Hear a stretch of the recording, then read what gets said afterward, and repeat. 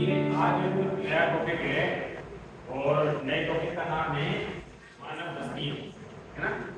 आप सभी भी अच्छी तरीके से जानते हैं कि आप भी यहाँ पर रहते हैं तो किसी न किसी बस्ती में ही रहते हैं, बस्ती में तो रहते हैं।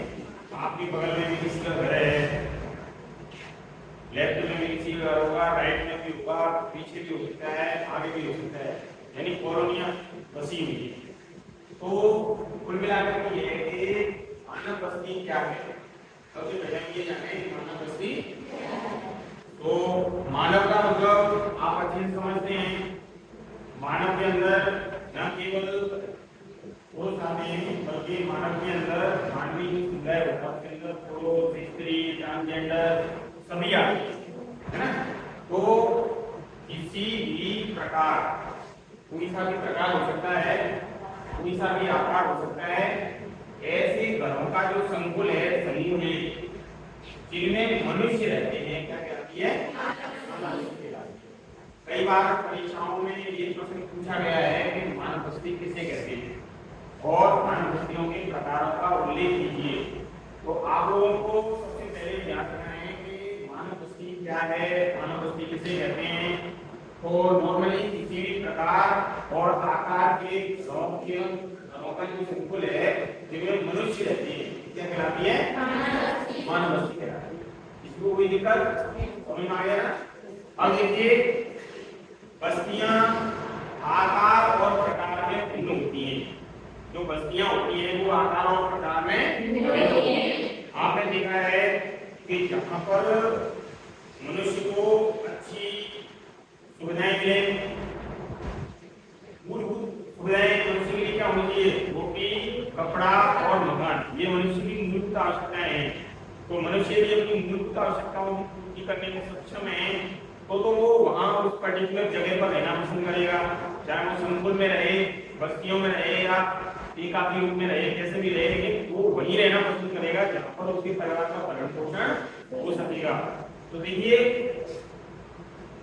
बस्तियां आकार और प्रकार में कैसी होती हैं, जहां पर अच्छी सुविधाएं होती हैं वहां पर ज्यादा लोग रहना पसंद करते हैं, जहां पर जो है सुविधाएं कम होती हैं वहां पर लोग कम रहना पसंद करते हैं। आप लोगों ने देखा होगा या सुना होगा कि जो जैसलमेर बाड़मेर वाला जो इलाका है उधर देखा जाए तो 38,401 वर्ग किलोमीटर क्षेत्रफल है जैसलमेर।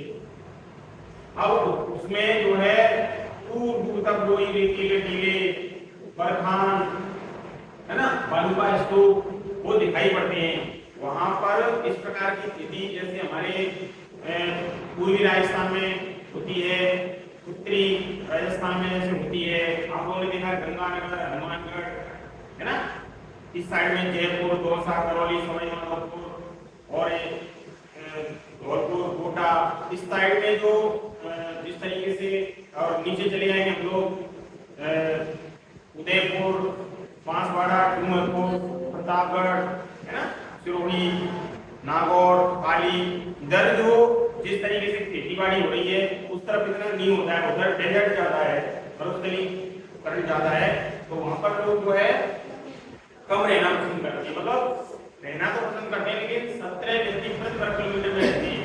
हमारे यहाँ का अगर राजस्थान का वो देखा जाए, एक तरीके से रहने की जो प्रवृत्ति है वो देखी जाए तो 200 जनसंख्या घनत्व जिसको बोलते हैं, तो जनसंख्या घनत्व 201 व्यक्ति प्रति वर्ग किलोमीटर है, यानी 1 वर्ग किलोमीटर में 201 व्यक्ति रहते हैं। वहीं जैसलमेर का जो इलाका है, जैसलमेर बाड़मेर साइड का, उधर मात्र 17 व्यक्ति प्रति वर्ग किलोमीटर के हिसाब से रहते हैं। तो आप लोग समझ सकते हैं कि वहां पर जो बस्तियों का आकार और प्रकार है वो किस तरीके से भिन्न हो सकता है, बराबर है ना। बस्तियां, ग्रामीण बस्तियां और नगरीय बस्तियां। हमारे देश में, हमारे देश को आप लोगों को अच्छे से पता है कि कृषि प्रधान देश माना जाता है। हमारे देश की जो 70% से अधिक आबादी है आज भी कृषि कार्य में संलग्न है।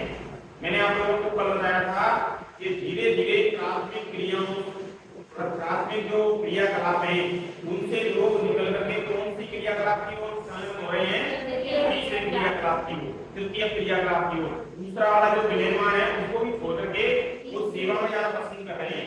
तो जहां 2011 में 2001 में तो प्रथम क्रियाकलाप में संलग्न लोगों का जो परसेंट था वो 58.2 था, लेकिन 58.2 है ना, बाद में कितना रह गया, घट करके 54.6 रह गया।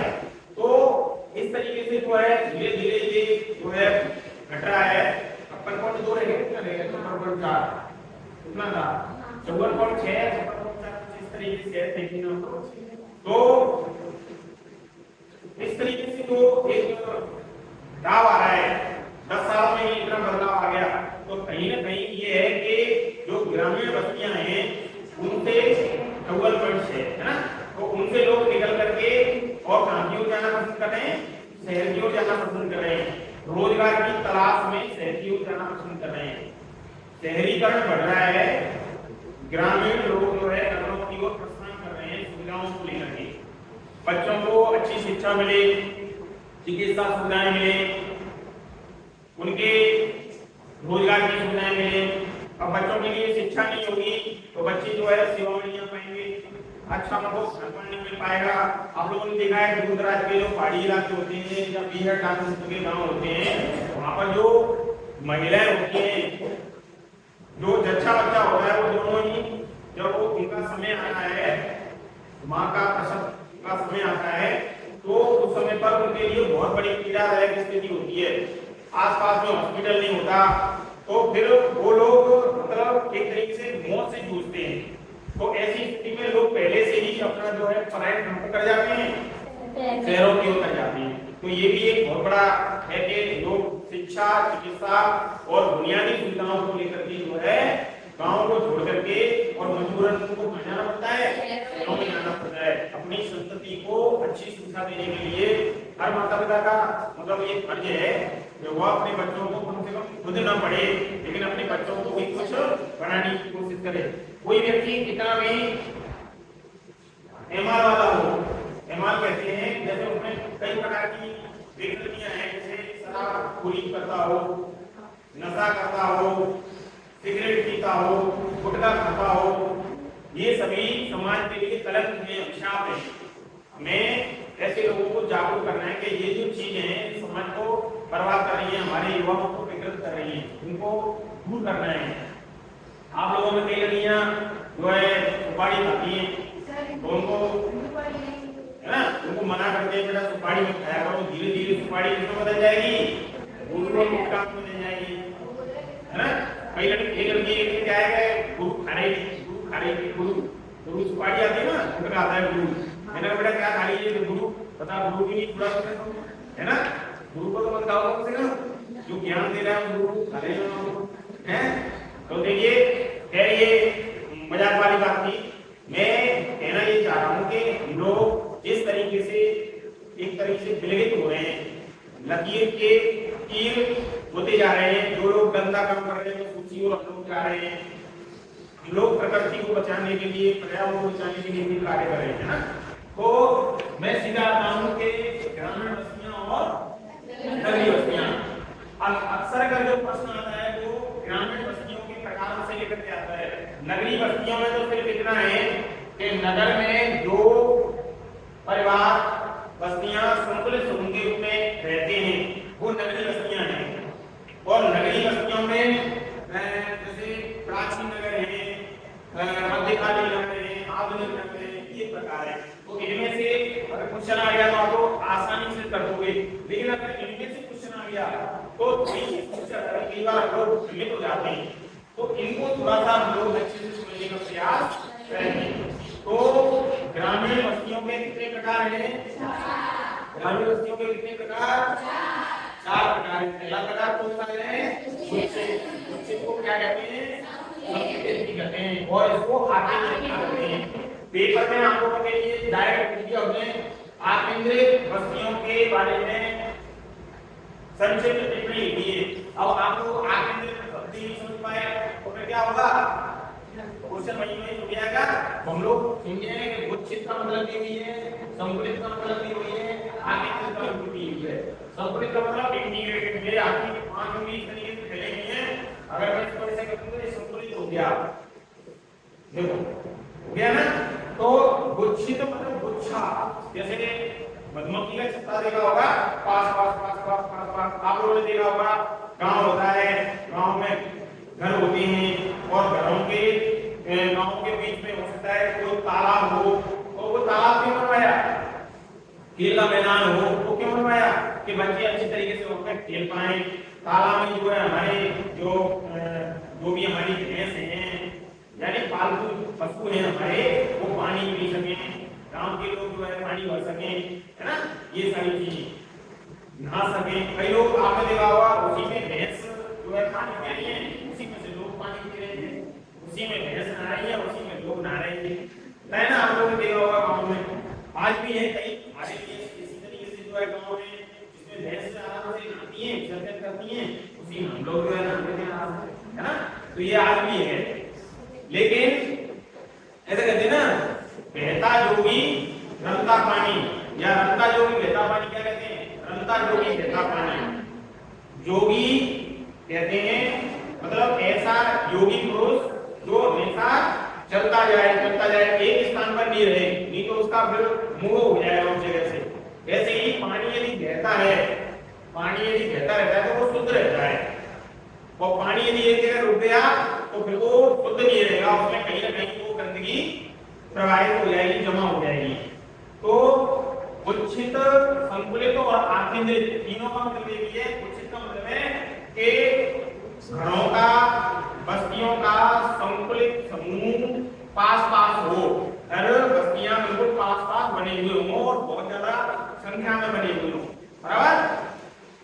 अर्धउच्छित और विखंडित, इसमें क्या होता है, विखंडित का मतलब होता है दूर दूर हटना, दूर दूर हट जाना। तो इसमें उच्छित न होकर के कैसी होती है, थोड़ा दूर दूर हो जाते हैं, मतलब यार जैसे गलियां हैं, फिर थोड़ा छोड़ दिया दूसरा घर वहां है, थोड़ा छोड़ दिया तीसरा घर वहां है, इस तरीके से। पल्लीकृत बस्तियां, पल्लीकृत बस्तियां स्थानीय स्तर पर जिसे पाड़ा कहते हैं, पाड़ा कहते हैं, पाड़ा वो वाला पाड़ा नहीं है ना, पाली, नगला और धरणी, ये पल्लीकृत बस्तियों को जाना जाता है। इधर प्रतापगढ़ साइड में मैं वहां पे रहा था, तो वहां छोटे छोटे जो गांव होते थे तो उनको फला कहते थे, क्या कहते थे, फला, बिड़ा फला, है ना, लिम्बा खेड़ा, करचेलिया, ऐसे छोटे छोटे फला बने हुए थे, मतलब छोटे छोटे गांव। और पल्लीकृत का मतलब होता है कि घड़ी 3-4 घर, फिर थोड़ी दूर 3-4-5 घर, फिर 6-5-6 घर, इस तरीके से छोटी छोटी झाड़ी बनी हुई है। तो ये कौन सी आती है, पल्लीकृत है। ये होता है परिक्षिप्त अथवा एकाकी, एकाकी माने अकेला, परिक्षिप्त जो बिल्कुल हट करके हो, गांव से बिल्कुल दूर जंगल में, कहीं एकांत में है। आपने एक वो पढ़ा होगा कि मैं इस चकाचौंध भरी दुनिया से दूर ले चलो, संस्कृत में है ये पाठ, कई चले बंधु इस तरीके से कुछ है। और मुझे इस चकाचौंध भरी दुनिया से साकी चिक्की जालनो भवंतु तिष्ठा, मुझे इस चकाचौंध भरी दुनिया में नहीं घुसना है, मुझे बहुत दूर ले चलो, है ना, गांव से जहाँ पे मतलब नदियां बह रही हो, कल कल करके कोई झरने हो, एक अच्छा सुंदर जो है उपवन हो, इस तरीके से जो है। तो एकाकी मन होता है सुदूर जंगलों में एकाकी झोपड़ियां या पल्ली या हाल जो चारागाह वगैरह बना हुआ है, जहाँ पर वो अकेला रहता है, अपने पशुओं को, अपने परिवार को लेकर के और आराम से जो है एकांत में रह रहा है, निवास कर रहा है, तो वो क्या कहलाता है, परिक्षिप्त अथवा एकाकी बस्तियां। ठीक है, तो बस्तियां कितने प्रकार की होती हैं, 50 प्रकार की। चारों वाला आपको याद रखना है, कुछ संस्कृत अथवा आकेंद्रित और कुछ अथवा विखंडित, पल्लीकृत, परिक्षिप्त अथवा एकाकी। अगर पल्लीकृत में स्थानीय स्तर पर नाम आ गया, पांडा आ गया, पाड़ा आ गया, पानी आ गया, नगला आ गया, घड़ी आ गई, तो आप लोगों को ध्यान रखना है कि वो पल्लीकृत की ही बात कर रहा है। और परिक्षिप्त अथवा एकाकी ये झोंपड़ियां तो दूर होती हैं, एकांत में होती हैं, अकेली होती हैं, अकेले घरों का समूह होता है। एक जैसे पर्टिकुलर घर होता है, दूसरा इस तरीके से अच्छा हो या पक्का हो उससे कोई फर्क नहीं पड़ता है ना, बस अकेला होना चाहिए, एकाकी होना चाहिए। नगरीय बस्तियां हमारे भारत में नगर में जो लोग रहते हैं, नगर में जिस तरीके से बसाव होता है वो बस्तियां कहलाती हैं नगरीय बस्तियां कहलाती हैं। और नगरीय बस्तियों में भारत में नगरों का जो विकास हुआ है, भारत में नगरों का विकास हुआ है। देखिए प्राचीन नगर थे, प्राचीन नगरों में जैसे प्रयाग है, प्रयागराज होगा, इलाहाबाद में पाटलिपुत्र है, तो ये 2000 वर्ष पहले विकसित हुए थे। ये नगर 2000 वर्ष पहले विकसित हुए थे। आप लोगों ने सुना होगा कई प्रकार की सभ्यताएं हैं, आरा की सभ्यता, बिंदु की सभ्यता, कालीवर्णा की सभ्यता, रंगमेल की सभ्यता, मेसोपोटामिया की सभ्यता, सिंधु घाटी सभ्यता, है ना। ये बहुत सारी सभ्यताएं वो किसी न किसी नदी के किनारे विकसित हुई। और नदियों के किनारे ही आप लोगों ने देखा होगा कई नगर बसे हुए हैं, बसे हुए नहीं। आगरा कौन सी नदी के किनारे बसा हुआ है बताइए? यमुना नदी के किनारे। तो कोई ना कोई नगर किसी न किसी नदी के किनारे विकसित हुआ है। तो ये 2000 वर्ष पहले जो नगर बसे हुए थे वो प्राचीन नगर कहलाते हैं। क्या कहलाते हैं? प्राचीन नगर कहलाते हैं। और मध्यकालीन जो नगर है, मध्यकालीन नगरों में जैसे जयपुर है, लखनऊ है, आगरा है, ये 100 वर्षों की बात है। कौन से वर्षों की बात है? 100 वर्षों की। 100 वर्ष पहले जो भी नगर बसे हुए थे, चाहे वो जयपुर हो, चाहे वो लखनऊ हो या फिर आगरा हो, ये 100 वर्ष पहले जो है विकसित हुए थे। और आधुनिक नगर जो अंग्रेज लोगों ने हमारे देश के ऊपर औपनिवेशिक स्थापित करने के लिए अंग्रेज लोग यहाँ पर आए या फिर यूरोपीय लोग आए, तो अंग्रेजों ने और यूरोपियों ने इन्होंने आकर के हमारे देश में जिन नगरों को विकसित करने का कार्य किया था, उनमें मुंबई है, जिसे मुंबई कहते हैं, चेन्नई है, मद्रास और कोलकाता, ये जो है नगर प्रमुख रूप से इन्होंने बसाए थे।